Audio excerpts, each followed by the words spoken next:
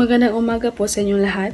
Ako nga po pala si Reyna Elemanco, isang third year na mag-aaral ng Bachelor of Science in Hospitality Management, major in Food and Beverage. Sa araw na ito, pag-uusapan ko ang tungkol sa ideya ng pagkakaisa. Nakakita na ba kayo ng langgam na mag-iisa naghahanap ng pagkain? Langgam na nag-uunahan sa pagkuha ng sari-sariling makakain sa taglamig. Ang mga maliliit na langgam ay sadyang napakasipag, matulungin at madiskarte sa buhay. Ang mga langgam ay may pagkakaisa at kung sila ay kumilos ay tulong-tulong.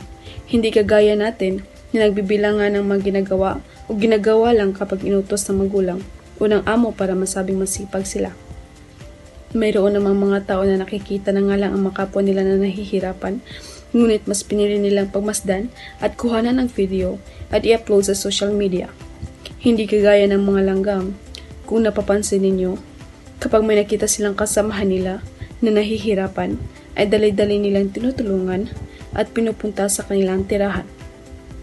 Paano tayo magiging isang maunlad na bansa kung ang manasasakupan nito ay hindi nagkakaisa? Problema dito, problema doon, walang katapusang suliranin sa kinakaharap ng mga Pilipino, mapakomunidad man hanggang sa buong mundo. Huwag masyadong umasa sa tulong ng gobyerno, bagkos tayo ay magtulungan. Tulungan natin mapalago ang ekonomiya sa pamamagitan ng bayanihan.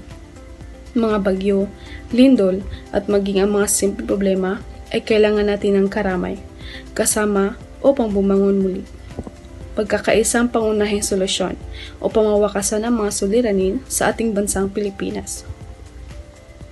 Tanong ng karamihan, paano mawawakasan ang kahirapan gamit lamang ang ideya ng pagkakaisa?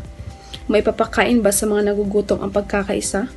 Likas na sa ibang mga Pilipino ang lumaban sa mga ideya na salungat sa kanilang paniniwala na kisyo ganito ang magandang gawin sa bansa. Hindi na nabibigyan ng boses ang ibang tao sa kanilang mga mas magandang ideya para sa ikakabuti ng bansa. Paano magkakaroon ng katiwasayan sa buhay kung tayong mga Pilipino ay naglaban-laban, dugo sa dugo, Pilipino sa kapwa Pilipino? Hindi natin makakamit ang magandang kinabukasan para sa atin sa hinaharap kung hindi tayo makikipagtulungan sa namamahala ng bansa.